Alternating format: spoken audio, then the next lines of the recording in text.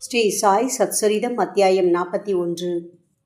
சித்திரத்தின் கதை கந்தல் துணி திருடுதலும் ஞானேஸ்வரி பாராயணமும்.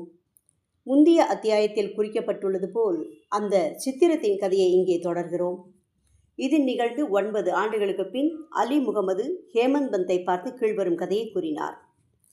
பம்பாய் வீதிகளில் ஒரு முறை அவர் சுற்றி கொண்டிருந்த போது இந்த படத்தை ஒரு தெரு வியாபாரியிடமிருந்து வாங்கினார். பின்னர் அதை கண்ணாடி சட்டம் போட்டு பாந்திராவில் உள்ள தம் வீட்டில் தொங்கவிட்டார். அவர் பாபாவை விரும்பினாராகையால் அந்த படத்தை தினந்தோறும் தரிசித்து வந்தார். ஹேமந்த் பந்துக்கு அதை கொடுப்பதற்கு 3 மாதங்களுக்கு முன்பு காலில் உள்ள கட்டி, அதாவது வீக்கத்திற்காக அவருக்கு ஒரு அறுவை சிகிச்சை செய்யப்பட வேண்டியிருந்தது. பம்பாயில் அவரது மைத்துனரான நூர் முகமது பீர்பாயின் வீட்டில் அவர் தங்கியிருந்தார். பாந்திராவில் உள்ள அவரது வீடு 3 மாத காலமாக சாத்தப்பட்டிருந்தது. ஒருவரும் அங்கு வசிக்கவில்லை. புகழ்பெற்ற பாபா அப்துல் ரஹ்மான், மௌலானா சாஹிப், முகமது ஹுசேன், பாபா ஷாயி, பாபா தாஜுதீன் மற்றும் பல உயிருடன் இருந்த ஞானிகளின் படமும் அங்கிருந்தன. காலச்சக்கரம் இவைகளையும் விட்டு வைக்கவில்லை. பம்பாயில் அலி சுகவீனமற்று கஷ்டப்பட்டு கொண்டிருந்தார். படங்கள் எல்லாம் ஏன் அங்கு கஷ்டப்பட வேண்டும்? அவைகளுக்கும் உள்ளே வருதலும் வெளியே போகுதலும் உண்டு என தெரிகிறது. எல்லா படங்களும் தங்கள் விதியை சந்தித்தன. ஆனால் சாய்பாபாவின் படம் எங்கனம் அதற்கு தப்பியது என்பதை ஒருவரும் எனக்கு இதுவரை விளக்கியதே இல்லை. சாயியின் எங்கும் நிறை தன்மையையும் சர்வ வியாபித்துவத்தையும் அறிவு கெட்டாத அவரின் சக்தியையும் அது காண்பிக்கிறது. அலி முகமது பல வருடங்களுக்கு முன் முகமது ஹுசேன் தாரியா டோபனிடமிருந்து ஞானி பாபா அப்துல் ரஹ்மானின் சிறிய படம் ஒன்றை பெற்றார். அதை அவர் தன் மைத்துனரான நூர் முகமது பீர்பாயிடம் கொடுத்தார்.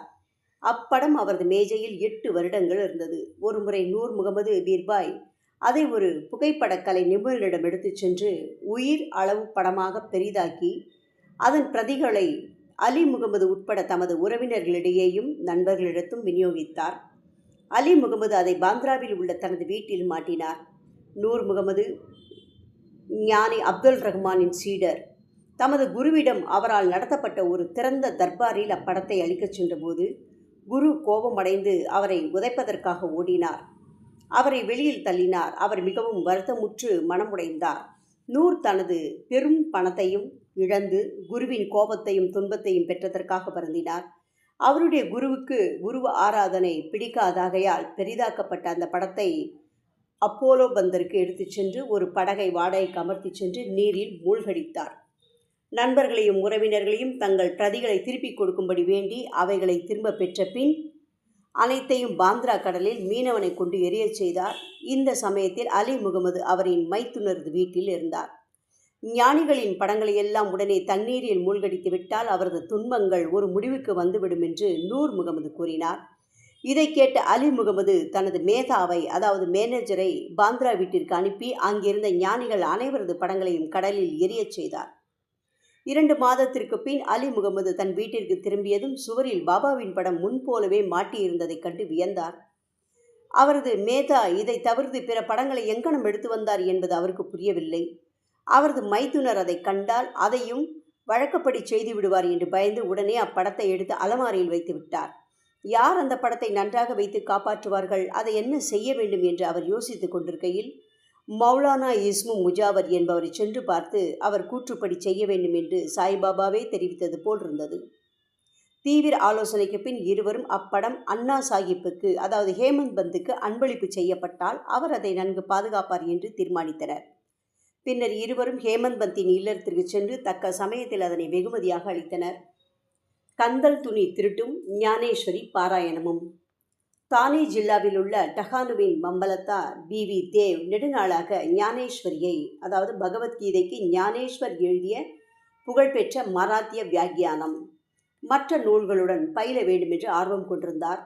தினந்தோறும் அவருக்கு பகவத்கீதையின் ஒரு அத்தியாயத்தையும் மற்ற புத்தகங்களின் சில பகுதிகளையும் படிக்க இயன்றது.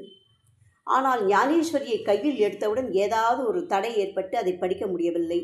3 மாத விடுமுறையில் ஷீரடிக்கு சென்று பின்னர் பவுண்டில் உள்ள தனது சொந்த வீட்டிற்கு சென்றார். அங்கு அவர் மற்ற புத்தகங்களை படிக்க முடிந்தது. ஆனால் ஞானேஸ்வரியை பிரித்தபோது சில நூதனமான சம்பந்தமற்ற அல்லது தீய எண்ணங்கள் அவர் மனதில் திரளாக தோன்றி அவரது முயற்சியை தடை செய்தன. எவ்வளவு அதிகமாக முயற்சி செய்த போதிலும் அந்த புத்தகத்தின் சில வரிகளை கூட அவரால் எளிதாக படிக்க முடியவில்லை. எனவே பாபா அப்புத்தகத்தின் மீது தனக்கு அன்பு ஏற்படும்படி செய்து படிக்க கட்டளையிடும்போதுதான் தாம் அதை பயில ஆரம்பிக்க வேண்டும் என்றும் அதுவரை அதை படிக்கக்கூடாது என்றும் தீர்மானித்தார். பின்னர் 1914ஆம் ஆண்டு பிப்ரவரி மாதம் அவர் தம் குடும்பத்துடன் ஷீரடிக்கு சென்றார். அங்கு ஜோக் அவரை தினந்தோறும் ஞானேஸ்வரி படிக்கிறாரா என்று வினவினார். தேவ் தாம் அதை பயில்வதற்கு ஆர்வம் உள்ளவராக இருப்பினும் அதில் வெற்றி பெற இயலவில்லை என்றும் பாபா அவருக்கு கட்டளையிடும்போதுதான் அதை படிக்க ஆரம்பிக்கப் போவதாகவும் கூறினார். அந்த புத்தகத்தின் பிரதி ஒன்றை எடுத்துச் சென்று அதை பாபாவுக்கு அளித்து அவரால் புனிதமாக்கப்பட்டு திருப்பி அளிக்கப்படும் போது அதை படிக்கலாம் என்று ஜோக் அறிவுரை பகர்ந்தார். பாபா அவரது உள்ளத்தை அறிவாராதலால் இந்த மாதிரி செய்ய தாம் விரும்பவில்லை என்று தேவ் பதிலளித்தார். அவரது ஆவலை சாயி அறிய மாட்டாரா? அதை படிக்கச் சொல்லி தெளிவான உத்தரவை அவராகவே கொடுக்க மாட்டாரா? பின்னர் தேவ் பாபாவை பார்த்து 1 ரூபாயை தட்சிணையாக கொடுத்தார். பாபா 20 ரூபாய் கேட்டார். தேவ் கொடுத்தார். இரவில் அவர் பாலாக்ராம் என்பவரை பார்த்து அவர் எங்கனம் பாபாவின் அன்பையும் பக்தியையும் பெற்றார் என்று விசாரித்தார். பாலக்ராம் தாம் எல்லாவற்றையும் அடுத்த நாள் ஆரத்திக்கு பின் தெரிவிப்பதாக கூறினார். தேவ் அடுத்த நாள் தரிசனத்திற்காக சென்றிருந்த போது பாபா அவரை 20 ரூபாய் கேட்டார். அவர் அதை விருப்புடன் கொடுத்தார். பின்னர் கூட்டம் அதிகமாக இருந்ததால் தனியாக மசூதியின் ஒரு மூலையில் சென்று அமர்ந்தார். பாபா அவரை தம் அருகில் வந்து அமைதியான மனத்துடன் அமரும்படி கூறினார். அங்கனமே அவர் செய்தார். பின்னர் மத்தியான ஆரத்தி முடிவடைந்தது. மக்கள் எல்லோரும் கலைந்து சென்றதும் தேவ் மீண்டும் பாலக்ராமை சந்தித்து பாபா அவருக்கு என்ன கூறினார், எங்கனம் தியானம் செய்ய கற்றுக் கொடுத்தார் என்று அவரது முந்தைய சரித்திரத்தை கேட்டார். பதிலளிக்கும் தருவாயில் பாபா சந்துரு என்ற ஒரு தொழுநோயை கொண்ட அடியவரை தேவை அழைத்து வரும்படி அனுப்பினார். தேவ் பாபாவிடம் சென்றபோது யாருடன் எதை பற்றி பேசிக் கொண்டிருந்தார் என்று பாபா கேட்டார். அவர் தாம் பாலக்ராமுடன் பேசிக் கொண்டிருந்ததாகவும் பாபாவின் புகழை கேட்டதாகவும் கூறினார். பாபா அவரை மீண்டும் 25 ரூபாய் தட்சிணை கேட்டார். அவரும் அதை மகிழ்வுடன் கொடுத்தார். பின்னர் பாபா அவரை உள்ளே அழைத்துச் சென்று கம்பத்தருகில் அமர்ந்து கொண்டு என்னுடைய கந்தல் ஆடைகளை எனக்கு தெரியாமல் நீ திருடினாய் என்று குற்றம் சாட்டினார். தேவ் கந்தல் ஆடைகளை பற்றி தனக்கு எதுவும் தெரியாது என்று மறுத்தார். ஆனால் பாபா அவரை தேடச் சொன்னார். தேடிய அவரால் ஒன்றையும் காண முடியவில்லை. பாபா கோபமடைந்து இங்கு வேறு ஒருவரும் இல்லை, நீயேதான் திருடன், தலை நரைத்து கிழவனாயும் நீ இங்கு திருடுவதற்கு வந்திருக்கிறாய் என்றார். இதன் பின் பாபா பொறுமை எழுந்து கடுமையாக கோபமுற்று பலவிதமாக திட்டவும் குற்றம் சாட்டவும் ஆரம்பித்தார். தேவ் எல்லாவற்றையும் அமைதியாக கவனித்து கொண்டு தனக்கு அடியும் கூட கிடைக்கும் என்று எதிர்பார்த்தார். சுமார் 1 மணி நேரத்திற்கு பின் பாபா அவரை வாதாவுக்கு போகச் சொன்னார். அவர் வாதாவுக்கு சென்று திரும்பி வந்து பாலக்ராமிடமும் ஜோக்கியிடமும் நடந்த அனைத்தையும் கூறினார். பின்னர் மாலையில் பாபா தேவையும் மற்ற எல்லோரையும் கூப்பிட்டு அனுப்பினார்.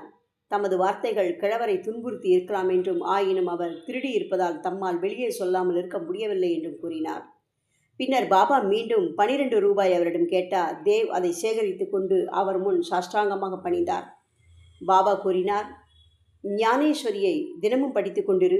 வாதாவில் போய் அமர்ந்து தினந்தோறும் ஒழுங்காக கொஞ்சமாவது படி. அவ்வாறு படிக்கையில் நீ படித்து முடித்த பகுதியை அனைவருக்கும் அன்புடனும் பக்தியுடனும் விளக்கிச் சொல். நான் இங்கு உனக்கு தங்கச் சரிகை போட்ட மதிப்புமிக்க சால்வை அளிப்பதற்கு காத்து கொண்டிருக்கிறேன். அப்படி இருக்க மற்றவர்களிடம் நீ ஏன் கந்தலை திருடுகிறாய்? ஏன் திருட்டு பழக்கத்தை ஏற்படுத்திக் கொள்கிறாய்? பாபாவின் மொழிகளை கேட்டு தேவ் மிகவும் மகிழ்ச்சி அடைந்தார். ஏனெனில் அவர் போதியை படிக்கச் சொல்லிவிட்டார். தாம் விரும்பியதை பெற்று விட்டதாக அவர் நினைத்தார். இனி அந்நூலை எளிதில் படிக்கலாம் என்ற நம்பிக்கை கொண்டார். மீண்டும் அவர் சாஷ்டாங்கமாக விழுந்து வணங்கி தாம் பாபாவிடம் சரணாகதி அடைந்திருப்பதாக கூறி தம்மை ஒரு குழந்தை போல் பாவிக்குமாறும் தனது பாராயணத்தின் மீது உதவி செய்யுமாறும் வேண்டிக் கொண்டார். கந்தலை திருடுவது என்று பாபா கூறியதன் பொருளை அவர் அப்போது உணர்ந்தார். பாலக்ராமிடம் பாபாவை பற்றி அவர் கேட்டதெல்லாம் கந்தல் என்று பொருள் கொள்ளப்பட்டது. இந்நடத்தை பாபாவுக்கு பிடிக்கவில்லை. எக்கேள்விக்கும் பாபா தாமே விடையளிக்க தயாராயிருக்கும் போது மற்றவர்களை கேட்பதையும் அனாவசியமாக பிறரிடம் விசாரிப்பதையும் அவர் விரும்பவில்லை. எனவே பாபா அவரை திட்டி தண்டனைக்குள்ளாக்கினார். உண்மையில் பாபா அவரை துன்புறுத்தவோ திட்டவோ இல்லை என்றும் பாபா தமது ஆசைகளை பூர்த்தி செய்ய ஆவலாய் இருக்கும்போது வீணாக மற்றவர்களை கேட்டு தெரிவது பயனில்லை என தனக்கு போதித்ததாகவும் நினைத்தார். தேவ் இத்திட்டல்களை எல்லாம் புஷ்பங்களாகவும் ஆசீர்வாதமாகவும் கருதி திருப்தியுடனும் மன நிறைவுடனும் வீட்டுக்கு சென்றார். இந்த விஷயம் இத்துடன் முடிவடைந்து விடவில்லை. பாபா படிப்பதற்கு உத்தரவு செய்ததோடு மட்டும் நின்றுவிடவில்லை.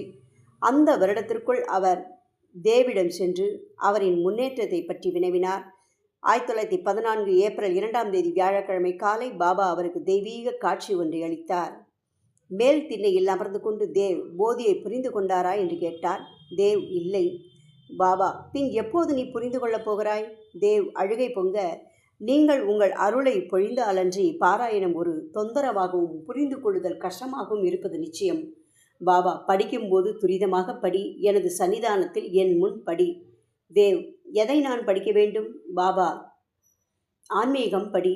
தேவ் நூலை கொணர்வதற்காக சென்றபோது காட்சியிலிருந்து விடுபட்டு முழு விழிப்புணர்வு எய்தினார். தேவ் பெற்ற அளவற்ற மகிழ்ச்சியையும் பேரானந்தத்தையும் கற்பனை செய்து பார்த்தலை நமது வாசகர்களுக்கே விட்டுவிடுகிறோம். ஸ்ரீ சாயியை பணிக. அனைவருக்கும் சாந்தி நிலவட்டும். ஓம் சாய்ராம்.